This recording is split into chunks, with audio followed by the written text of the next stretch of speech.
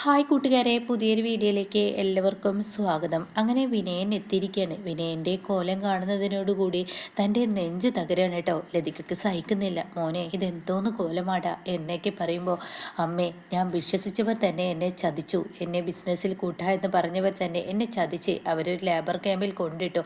പിന്നീട് ഞാൻ പോലീസ് പിടിയിലായി ജയിലിലോട്ട് കടന്നു. ആരൊക്കെ ആ ഒരു ഇതുകൊണ്ട് ഞാൻ രക്ഷപ്പെട്ടു പോന്നു എന്നൊക്കെ പറയുമ്പോൾ ഉടൻ തന്നെ, എടാ, നീ നിൻ്റെ മക്കളോട് ചെയ്ത ക്രൂരതക്കുള്ള ശിക്ഷയാടാ നിനക്ക് കിട്ടിയതെന്ന് പറയുമ്പോൾ വിനയൻ ദേഷ്യത്തോടു കൂടി നോക്കുക കേട്ടോ.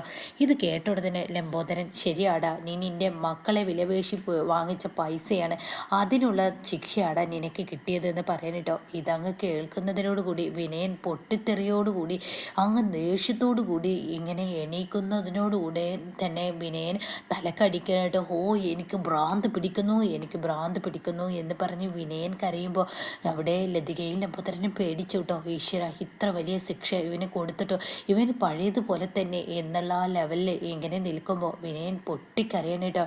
എനിക്ക് സഹിക്കുന്നില്ല. എനിക്കതിനെക്കുറിച്ച് ആലോചിക്കുമ്പോൾ തന്നെ സങ്കടമാണ് തോന്നുന്നത്. ഞാൻ എൻ്റെ മക്കളെ വിറ്റ പൈസ കൊണ്ടാണ് ഇവിടെ നിന്ന് പോയത്.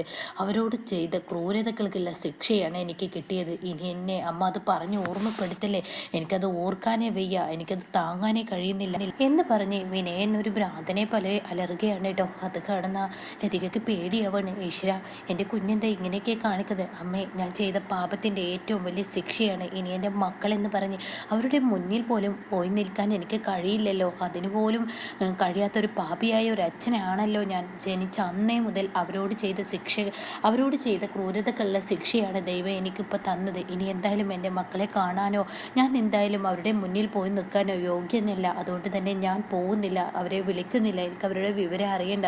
അമ്മ ഇനി അതെന്നെ ഓർമ്മപ്പെടുത്തി എന്നെ വിഷമിപ്പിക്കല്ലേ. ഞാൻ ഈ അമ്മയുടെ മകനായി ചെയ്ത പാപത്തിൻ്റെ ശിക്ഷ മുഴുവൻ തലയിൽ പേറി നേറി നേറി ഓരോ ദിവസവും അമ്മയ്ക്കും അമ്മാവനും അച്ഛനൊക്കെ വേണ്ടി ഞാൻ ജീവിച്ചോളാം എന്ന് വിനയം പറയുമ്പോൾ, എടാ മോനെ, നിൻ്റെ കുഞ്ഞുങ്ങൾ ഇത്രയും ദിവസം ഇവിടെ ഉണ്ടായിരുന്നടാ, അവരെ ഇന്നലെയാണ് കൊണ്ടുവിട്ടത്. അത് കേട്ടോടനെ, ഓ, ഞാൻ വരുന്നുണ്ടെന്ന് കരുതിയപ്പോൾ ചീരി കൊണ്ടുപോയതായിരിക്കില്ലേ?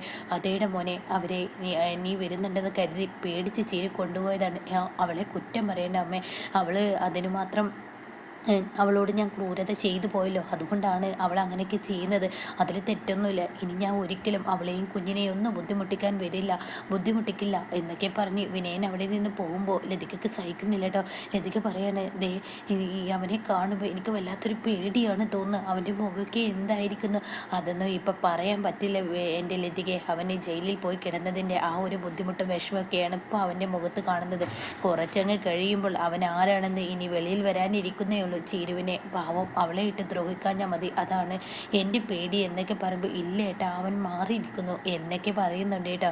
എന്നാൽ ഈ സമയം ഇവിടെ രഘു ആണെങ്കിലോ ഇനി ആദിലിൻ്റെ ആ ഒരു ഉപദ്രവം, ആദിലിൻ്റെ ഭാര്യയെ കാണാൻ, ആമിയെ കാണാൻ പോയത് കൊണ്ട് തന്നെ ആ സുദർശനൻ എന്ന് പറയുന്ന ആ ഗുണ്ടകൾ വന്ന് രഘുവിനെ ചോദ്യം ചെയ്യാൻ കേട്ടോ. നീയും ഈ രഘുവിനോട് ചോദിക്കാൻ, നീയും ആമിയും തമ്മിൽ എന്താണ് ബന്ധം? അത് കേൾക്കുന്ന രഘു പറയാണ്, എന്ത് ബന്ധം?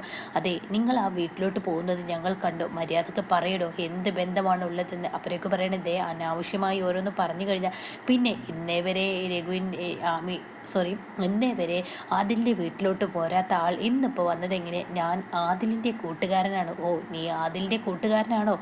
എന്നാൽ ഞങ്ങളുടെ സുദർശന സാറിനെ കൊന്ന നിന്നെ ഞങ്ങൾ വെറുതെ വിടില്ല എന്ന് പറഞ്ഞ് രഘുവിനെ ഒരുപാട് പൊതിരി തല്ലണം കേട്ടോ. രഘുവിന് അവിടെ തടയാൻ പോലും പറ്റത്തില്ല. തലങ്ങും വിലങ്ങും ഒക്കെ ആയി താൻ ഓർക്കാപ്പുറത്തുള്ള ആ അടി കിട്ടുന്നത് കൊണ്ട് തന്നെ രഘുവിന് തലങ്ങും വിലങ്ങുമായി അടി കിട്ടണം കേട്ടോ.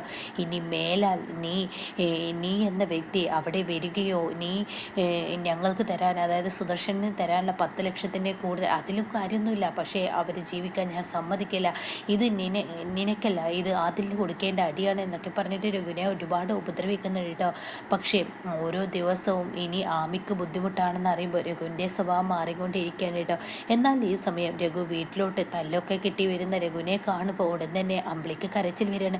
അമ്പിളി ചോദിക്കുകയാണ്, എന്താ രഘുവേട്ടാ നിങ്ങൾക്ക് പറ്റിയത്, എന്താ പ്രശ്നം എന്നൊക്കെ രഘുവിനോട് ചോദിക്കുമ്പോൾ ഉടൻ തന്നെ രഘു പറയാണ്, ദേ, എനിക്കൊരു പ്രശ്നമില്ല, നീ വെറുതെ ഒച്ച വെച്ച് ഇവിടെ അമ്മാവനെ അറിയിക്കണ്ട. അപ്പോഴേക്കും മാഷ് പുറത്ത് വരാനായിട്ട്. അപ്പോൾ മാഷ് ചോദിക്കുക, എന്താ രഘു, അത് വരുന്ന വഴിക്ക് വണ്ടിയുടെ മുന്നിലോട്ട് ഒരു നായ, എന്താ ഈ പറയുന്നത്, കാറിൻ്റെ മുന്നിലോട്ടോ, അതൊക്കെ പറഞ്ഞ് തട്ട് ഇങ്ങനെയൊക്കെ സംസാരിക്കുമ്പോൾ ഉടൻ തന്നെ രഘു പറയണ, അത് പിന്നെ പെട്ടെന്നായതുകൊണ്ട് ഞാൻ അങ്ങോട്ടും ഇങ്ങോട്ടൊക്കെ വണ്ടി ക്രോസ് ചെയ്തു എന്നൊക്കെ പറഞ്ഞ് ഓരോ മുടന്ത നയങ്ങൾ പറയുമ്പോൾ അത് ചിരുവിനെ വിശ്വസിക്കാൻ കഴിയില്ല കേട്ടോ. അപ്പോൾ ഉടൻ തന്നെ അമ്പിളി പറയണേ രഘുവേട്ടങ്ങ് വന്നേ, രഘുവേട്ടനെ എന്തായാലും മരുന്നും കാര്യങ്ങളൊക്കെ കെട്ടിവെക്കണം, രഘുവേട്ടങ്ങ് വന്നേ എന്ന് പറഞ്ഞിട്ട് അവിടെ നിന്നും വിളിച്ചു കൊണ്ടുപോവാണ് കേട്ടോ. ഇതേ സമയം ശബരിയാണെങ്കിലോ ദയോട് പറയുന്നുണ്ട്, ദയേ ഇന്ന് ഇവിടെ സുശീല ആൻറ്റി വന്നു, ഇനി നാളെ ഇതുപോലെ ആരെങ്കിലും ഇതിൻ്റെ പേരിൽ വന്നു കഴിഞ്ഞാൽ പിന്നീട് ശബരിയുടെ ജീവിതത്തിൽ നിനക്ക് സ്ഥാനമുണ്ടാവില്ല, ഇത് ശബരിയുടെ ലാസ്റ്റ് വേണിംഗ് ആണ്, ഇപ്പോഴാ വീഡിയോ ഡിലീറ്റ് ചെയ്താൽ നിനക്ക് നന്ദി എന്ന് ശബരി ദയോട് പറയുമ്പോൾ ദയ ആ വാക്കിന് ഒരു വിലയും കൊടുക്കില്ല കേട്ടോ. അപ്പോഴേക്കും വാസന്തി ഇടയിൽ കയറി വന്ന്, ദയേ നീ അത് ഡിലീറ്റ് ചെയ്യൊന്നും വേണ്ട, ഒരു പെണ്ണ് എങ്ങനെയാണെന്ന് തെളിയിച്ച് കാണിച്ചു കൊടുക്കണം, ആ സുശീല കണ്ടില്ലേ എങ്ങനെയാണെങ്കിലും അവർ പൊരുത്തി ജയിക്കും, അതിനുള്ള കഴിവ് അവരിലുണ്ട്, അപ്പോൾ അതുപോലെ ഒരു പെണ്ണ് തന്നെയാണ് നീയൊന്നും അവർക്ക് കാണിച്ചു കൊടുക്കണം.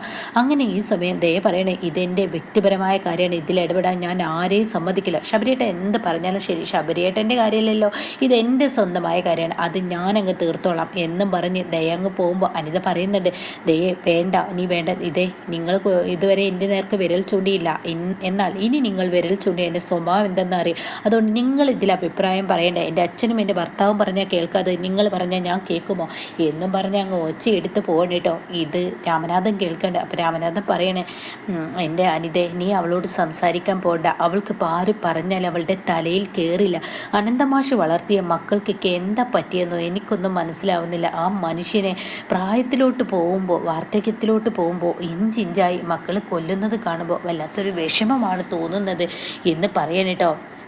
ഇതേ സമയം അനുപമയാണെങ്കിലോ തൻ്റെ വീട്ടിലോട്ട് കയറി വരികയാണ്. ഇത് കാണുന്ന സുശീല പ്രതീക്ഷകൾ കൈ മുന്നിൽ വെച്ചാണ് അങ്ങോട്ടേക്ക് കയറി വരുന്നത് കേട്ടോ. കാരണം അനുപമ അത് ഡിലീറ്റ് ചെയ്യുമെന്നൊരു പ്രതീക്ഷയുണ്ടായിരുന്നു, ഡിലീറ്റ് ചെയ്യിപ്പിക്കുമെന്ന പ്രതീക്ഷയുണ്ടായിരുന്നു. അപ്പോഴേക്കും സോന ഓടി വരികയാണ്. അനുചേച്ചി എന്തായി, ആ വീഡിയോ ഡിലീറ്റ് ചെയ്തോ, ഇതുവരെ ഡിലീറ്റ് ചെയ്തതായി കാണുന്നില്ലല്ലോ, അനുചേച്ചി പറഞ്ഞോ അവളോട് എന്നൊക്കെ പറയുമ്പോൾ സുശീല ഒളിച്ചും പാത്തും നിന്ന് അവിടേക്ക് വരികയാണ് കേട്ടോ. അപ്പോൾ തന്നെ അനുപമ പറയണേ, ഇല്ല ഞാനും അച്ഛനും എൻ്റെ ചേച്ചിമാരെല്ലാം അവളോട് പറഞ്ഞു, പക്ഷേ അവൾ ആ പറഞ്ഞതിന് ആ വീട് വിട്ട് അവൾ പോയി എന്ന് പറയണം കേട്ടോ. ഇത് കേൾക്കുന്ന സുശീല അങ്ങ് ഉറഞ്ഞു തുള്ളാണ്. ഞാൻ അപ്പോഴും പറഞ്ഞില്ലേ, ഇത് ഇവർ അച്ഛനും മക്കളും ഒന്നിച്ച് കളിച്ച കളിയാണെന്ന്, ഇവൾ മനഃപൂർവ്വം എന്നെ ഈ രാഷ്ട്രീയത്തിലോട്ട് ഇട്ടതാണ്, അല്ലാതെ ഇത്രയും ദിവസങ്ങളില്ലാത്ത ഒരു നേതാവ് സ്ഥാനം എനിക്ക് കിട്ടിയത് എങ്ങനെയാണ് ഈ സ്നേഹയും ഈ വിശാലും ഇവിടെ വന്നു കയറിയത്, ഇതൊക്കെ ഇവരുടെ ഒരു മാസ്റ്റർ പ്ലാനാണ്, ഇതൊന്നും നിങ്ങൾക്ക് മനസ്സിലാവായിട്ടാണ് എന്നൊക്കെ പറഞ്ഞ് സംസാരിക്കുമ്പോൾ ഇന്ദ്രൻ പറയണേ, നേരത്തെ നിങ്ങൾ ഇങ്ങനെ സംസാരിച്ചു, ഇനി സംസാരിച്ചാൽ എൻ്റെ സ്വഭാവം എന്തെന്ന് ശരിക്കും അറിയുമെന്ന് പറയുമ്പോഴാണ് കേട്ടോ അനുപമയുടെ ഫോണിലോട്ട് ആ കോൾ എത്തുന്നത്. അങ്ങനെ അനുപമ ഫോൺ എടുക്കണേ, ഹലോ ഇതാര് എന്ന് ചോദിക്കുമ്പോൾ ഉടൻ തന്നെ പറയണേ, ഇത് പാർട്ടി ഓഫീസിൽ നിന്ന് പീതാംബരനാണ്. അത് കേൾക്കുന്നതിനോട് കൂടി അനുപമ, എന്താ സാറേ, അതെ സുശീലയുടെ സ്ഥാനാർത്ഥി എന്നുള്ള ആ പദവി ഇനി കിട്ടുമോ എന്ന് പറയാൻ കഴിയില്ല, പാർട്ടിയിലൊക്കെ സംസാര വിഷയമായിരിക്കുന്നു, ഇങ്ങനെ ഒരാളാണോ സ്ഥാനാർത്ഥിയായി നിർത്തുന്നതെന്ന് അതുകൊണ്ട് ഒന്ന് ആലോചിക്കാനുണ്ട്, അതുകൊണ്ട് ഇപ്പം പറയാൻ പറ്റത്തില്ല, പോസ്റ്റും ഫ്ലക്സും ഒക്കെ വെക്കാൻ വരട്ടെ എന്നങ്ങ് പറയണം കേട്ടോ.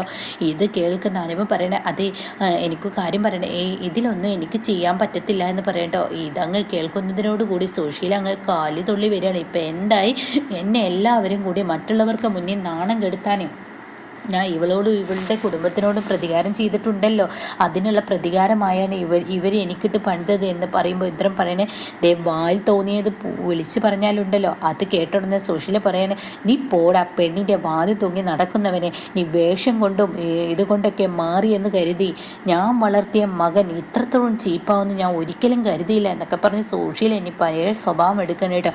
അങ്ങനെ അനുപമയോട് വീണ്ടും കലിയാണ്. അനുപമ എന്ന ആ നാശത്തെ കൊന്നാൽ തീർച്ചയായും തനിക്ക് ഇനി മുന്നോട്ട് പോകാൻ കഴിയുള്ളൂ എന്ന് മനസ്സിലാക്കി അനുപമ തന്നെ കൊണ്ടുവന്നു വച്ചിരിക്കുന്ന ആ കീടനാശിനി പ്രയോഗം ഇനി സുശീല ഉപയോഗിക്കുകയാണ് കേട്ടോ.